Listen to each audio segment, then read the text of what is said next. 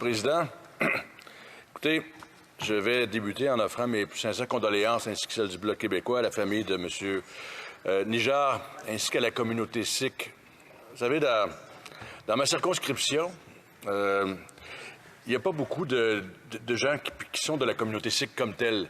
Mais j'ai quand même reçu de nombreux appels depuis hier de gens qui me disent « ça ne devrait pas arriver, ces choses-là.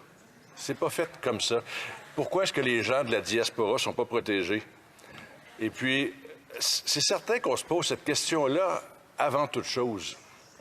Mais prenons un pas de recul et regardons pour un moment, si vous le voulez, la grande image. L'ingérence étrangère, c'est pas d'hier qu'on en entend parler. Il y a eu de nombreuses discussions au printemps, mais ça fait quand même quelques années que le sujet est sur beaucoup de lèvres. Mais au cours du printemps dernier, j'ai posé quelques dizaines de questions qui, à chaque fois, sont demeurées sans réponse. On a évoqué le temps qui passe, on a banalisé. On a fait un nombre d'interventions en demandant une enquête publique et indépendante, longtemps refusée. Pour la plupart des journées du printemps, le gouvernement a nié l'importance ou la nécessité d'une telle enquête. Les demandes ont été banalisées jusqu'à temps que ça a été impossible de les banaliser davantage. Le gouvernement a été, selon une expression que j'aime bien, activement passif. Il s'est empressé de ne rien faire, mais son laisser-faire, ça a été un laisser s'ingérer.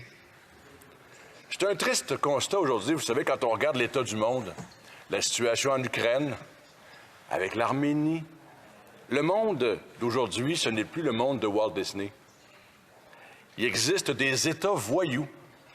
Et certains de ces États voyous, enlevons nos lunettes roses ou nos lunettes rouges pour un moment, sont certains de nos partenaires. Certains de nos partenaires sont des États voyous.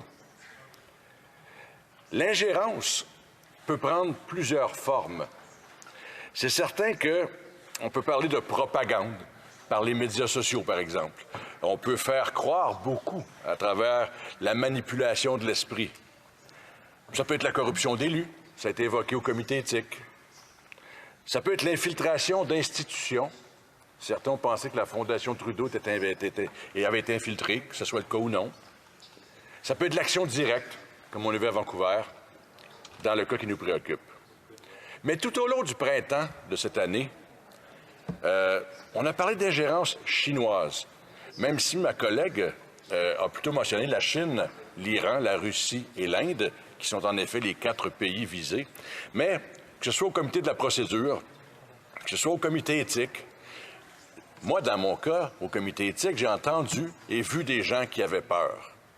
Des gens qui sont venus dire, on m'appelle au milieu de la journée pour me montrer sur un FaceTime ma grand-mère qui est en Chine.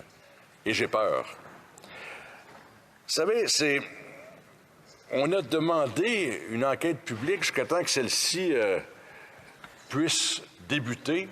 La commissaire a été nommée récemment, 18 septembre, début des activités. Et le 18 septembre, c'est également la journée où le premier ministre a déclaré à la Chambre des communes ce qui s'était passé en juin en Colombie-Britannique. Ce fut, pour me dire, un réveil brutal pour plusieurs.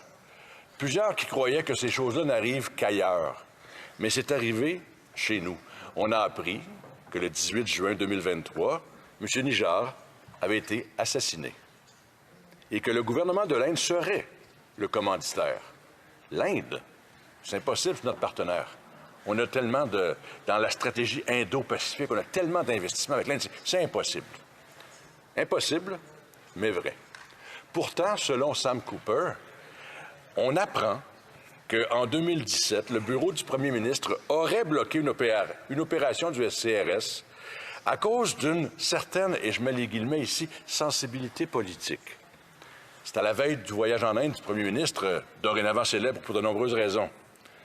Mais c'est pas tout. En 2019, le SCRS réitérait dans un rapport qui était classé sous le terme « Canadian Eyes Only », il affirmait que l'ingérence indienne se poursuivait sans relâche. Écoutez, on l'a mentionné beaucoup ce soir, mais on ne peut pas faire autrement que se demander pourquoi. Pourquoi ces éléments-là sont tolérés, banalisés, tenus secrets, alors qu'on le sait maintenant, ça peut coûter la vie à quelqu'un. Mais sans nécessairement que ça coûte la vie à une personne, ça peut empoisonner la vie de plusieurs aussi. C'est pas normal que ces choses-là arrivent. Mais on ne peut pas faire comme si on ne le savait pas, puisque le gouvernement en avait été informé. Le comité des parlementaires sur la sécurité nationale aurait également dit, plus souvent qu'autrement, le gouvernement ne tenait pas compte des avertissements émis par le SCRS sur l'action de la Chine et de l'Inde face à ses ressortissants. Là, on commence à avoir le SCRS qui le sait, il y a le bureau du premier ministre, il y a le comité national des parlementaires. Franchement, l'ingérence étrangère, là, on va devenir qu'à se demander, est-ce que c'est dû à l'ère du temps? Il y en a plus aujourd'hui. Est-ce que c'est dû à l'ignorance de l'importance des relations internationales? Est-ce que c'est dû à un manque de courage de la part du gouvernement? Ou c'est dû simplement et banalement, malheureusement, d'un laisser-faire, un laisser-agir, un laisser s'ingérer? Bien sûr, dans tout ce qui a été dit jusqu'à maintenant, il y a une distinction fondamentale qui doit être faite. Il ne faut pas confondre, il y a une distinction à faire entre le renseignement et l'évidence. Et tout de suite, on ne peut pas sauter aux conclusions. Mais il y a une distinction à faire. Par contre, il faut savoir qu'un renseignement, ce que ça fait, c'est que ça indique.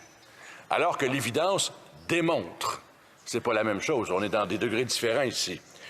Par contre, j'avoue qu'en lisant les rapports, je trouve qu'il y a beaucoup de renseignements. Une tonne de renseignements ne faut pas une évidence, mais néanmoins, ça devrait faire poser des questions. Puis il semblerait toutefois que malgré la somme de renseignements, le gouvernement a décidé encore de ne pas écouter le SCRS. Vous savez, je le répète, on n'est pas dans un monde où tout est beau encore. Il y a des États voyous. Les nations voyous n'hésitent plus à utiliser tous les moyens nécessaires pour faire avancer leurs propres intérêts. Moyens de surveillance. On a eu au comité éthique une étude sur Pegasus, qui était un outil de surveillance formidable, utilisé surtout par des États voyous. S'il y a des moyens de contrôler la pensée, je le disais plutôt avec la propagande, les espèces de complots qu'on peut trouver partout.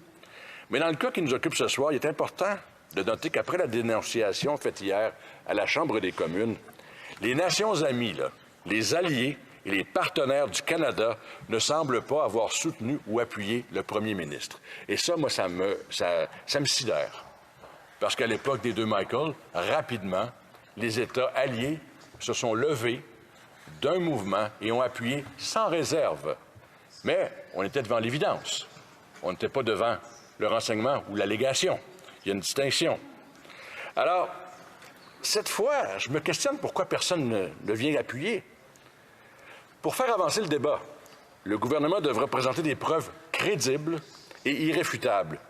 Puis s'il doit agir, qu'il agisse dans l'intérêt public en mettant de côté l'intérêt partisan. Parlant de partisanerie, il faut dire que, comme mon collègue de Monterville l'a souligné plus tôt, ces allocations sortent à un moment fort opportun pour le gouvernement qui était empêtré dans toutes sortes de problématiques. Et ça a été vraiment tout à fait ausculté derrière l'histoire qui nous préoccupe ce soir. Mais le problème, en bout de ligne, c'est que la relation de confiance entre la population et ce gouvernement-là, elle est endommagée. Et la relation de confiance, c'est ce qui permet de croire sans exiger de preuves. Mais on ne peut pas croire. Et on exige des preuves. Le laisser-aller du gouvernement en matière d'ingérence étrangère a instauré une certaine méfiance quant à sa sincérité d'agir. Puis cette méfiance est dommageable à l'intérêt public. Les membres des diasporas doivent savoir que le gouvernement les protégera. Ils doivent savoir qu'il agira avec célérité et avec justesse sur les questions d'ingérence étrangère et de leur protection. La population du Québec et du Canada doit savoir que le gouvernement a un plan crédible en matière d'ingérence étrangère et qu'il ne fait pas que de l'évitement, comme on l'a vu le printemps dernier. Je conclurai en disant ceci. On ne peut pas faire passer l'économie devant la sécurité.